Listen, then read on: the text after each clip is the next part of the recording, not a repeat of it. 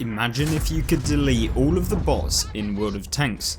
Well, you can, and it cannot feel better. Today we find out how the Jageroo can be the best deleter of bots within World of Tanks, and of course we're going to be seeing a replay on none other than Cliff. Now this replay is one of the best ones I've seen in the Jageroo, of course on patch 1.19 and all of the variants that you've got since then. And hopefully this is going to showcase how a Jageroo, which is predominantly a very slow vehicle, can still perform to the highest level and come away with results that are just outstanding. And of course no one is going to say that the Jageroo is not capable of that. I mean, the fact that this tank has so much alpha damage and is fairly consistent in being able to deal that damage, having 1050 damage. It also has very good standard penetration, and we all know about Jageroo heat rounds, and you can see here they have 420mm of armor penetration, so very easy to be able to pen pretty much anything. Object 279Es are basically a sandwich that you can snack on, and straight away within this game we're seeing two very aggressive E100s, and they're going to pay the price for having just YOLO'd straight into the opponent's base, and that's exactly what you want from a bot. You don't want to have to deal much damage from close range where the bot may be able to target you, and of course we are talking about players here.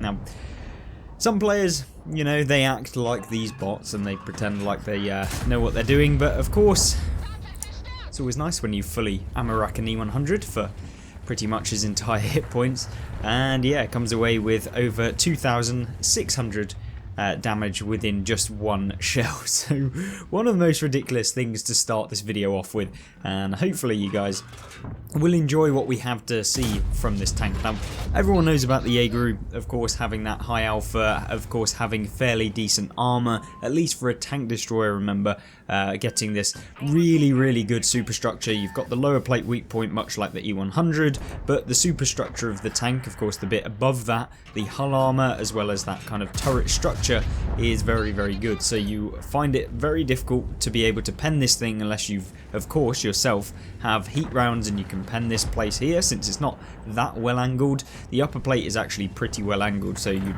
very much not be able to pen that easily.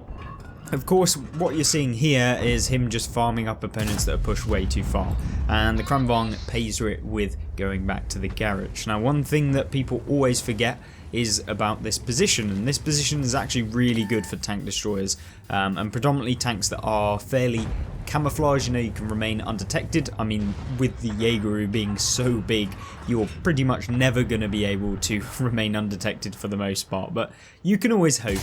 But it's not about being undetected, it's about being in a good position. You can use this rock right here to get behind, you can angle off of it, you can side scrape off of it. And with a tank like the Jageroo, side scraping in it is really easy, and especially when players are just making absolutely awful plays, like the Object 705A getting spotted out here, not a good choice. Of course you're seeing the negatives of firing the heat rounds, coming up against tracks, of course getting absorbed by the tracks, not ideal. But don't worry, because already he's picked up 5,700 damage, all not just because of the fact that he's ammo-racked an E100 for almost full health, but also for the fact that he's been able to stay in that position, take advantage of it, and now he's decided to move. Now, straight away, he's taken 2 hits right there, and that was a 60 TP and an Object 430U. Now, being a tank that predominantly focuses on trying to have an armor, you sacrifice the mobility for being a Jageroo, and you sacrifice multiple other things. But what you really want to do with this tank is to try and side scrape or hide the lower plate, and then it becomes very difficult for opponents to be able to hit you reliably.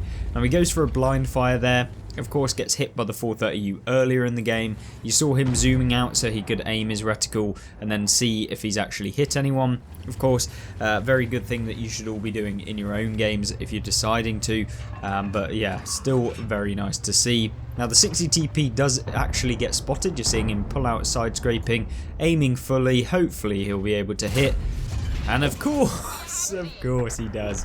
Amarex the 60 TP for every little drop of hit points he had on his vehicle, which is what you love to see in a replay like this. And that is where this tank just deletes tanks. And I know you guys have probably seen one-shot Amarex, but have you really seen almost 2 full health Amarex on the top tier heavies in the game? Probably not, and that's what made this replay even more awesome to see.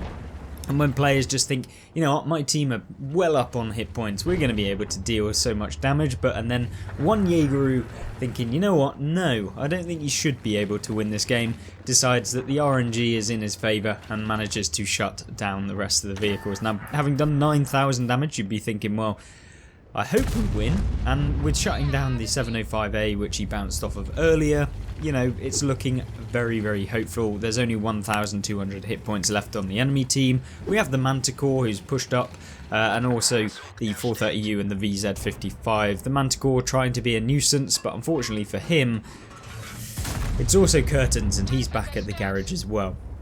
And now with the Super Conqueror and the Manticore in the enemy base, it's looking like there's going to be a win by Cap, and that is very unfortunate. You would have been hoping that his platoon mate there did in fact get out of the Cap circle, but of course ends the game on that result, which is by no means an awful result at all for the Jageroo, and it was really fun to watch. Hopefully you guys did enjoy it as well. Of course, we've got one more replay to actually showcase the Jageroo in all its glory, even if it may not live up to the ammo-racking potential that this game had, and of course removing as many bots as this tank did. But let's jump into that replay. Of course, if you did enjoy, make sure to subscribe, and I'll see you in the next replay. One sec. So what does the next replay have in store for us? Well, it is very, very interesting, and straight away you're seeing what the T110E3 is going to fear about the Jageroo, and it's having the heat rounds that the Jageroo does, because what the T110E3 lacks is the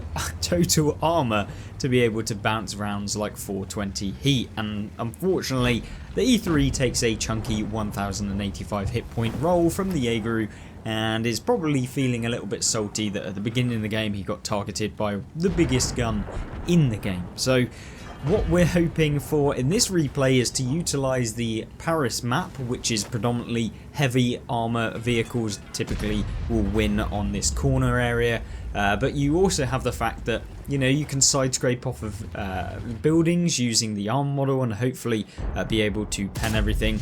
And unfortunately for the T110E3, he gets 2-shot, and that's probably not something you hear from very many players in the game, is how they got 2-shot in a T110E3.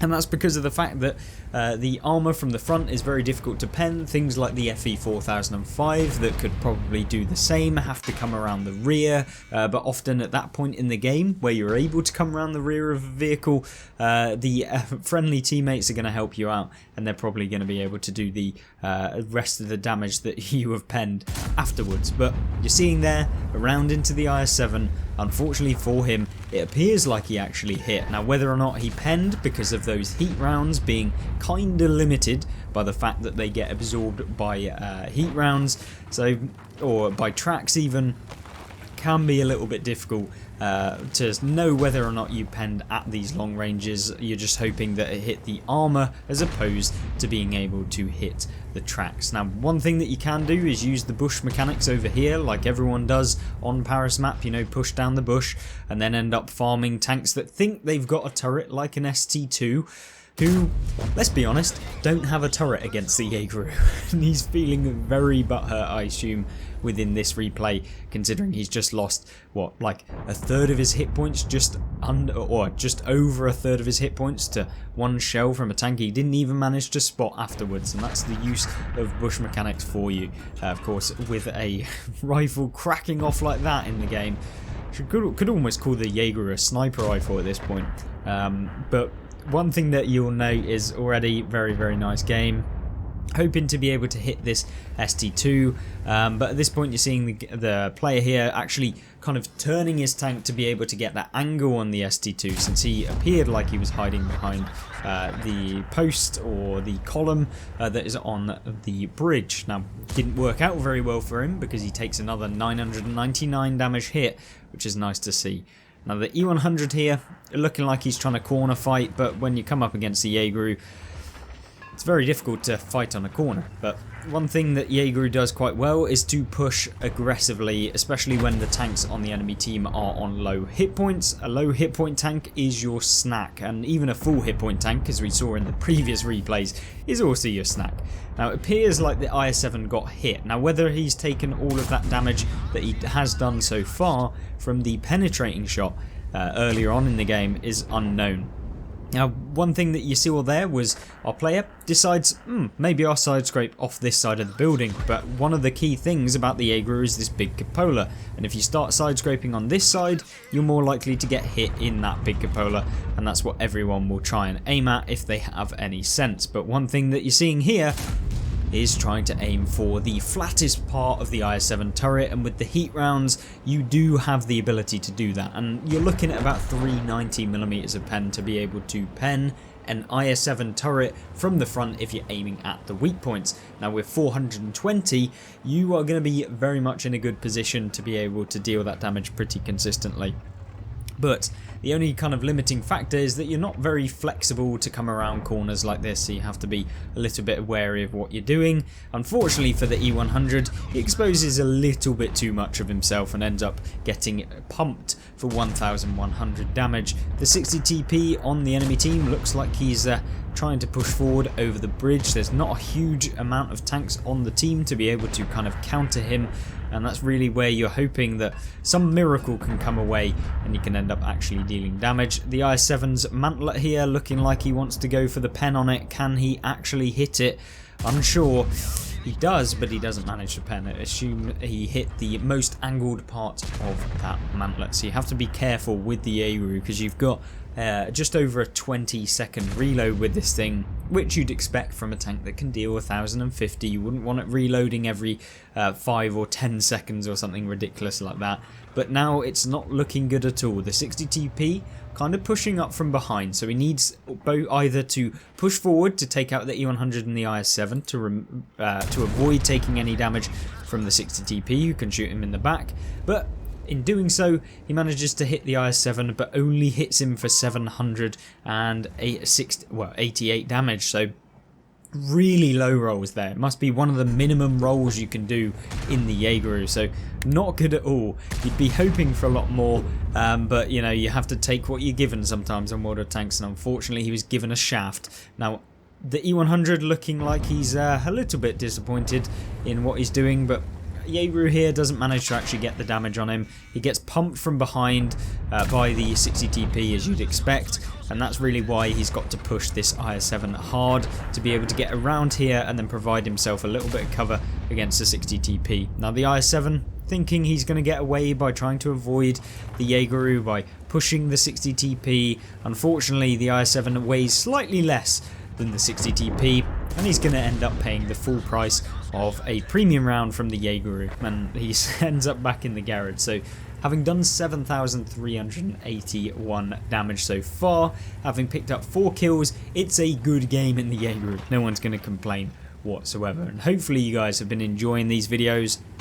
We've been churning them out pretty much every day for like the last 2 weeks or so, just trying to grow the channel, of course provide the best content for you guys, and it's always good to get your input as to what you want to see next. I've seen loads of comments on the previous videos and you guys have been absolutely smashing the support, so thank you very much if you've made it to this point in the video. I really do appreciate you.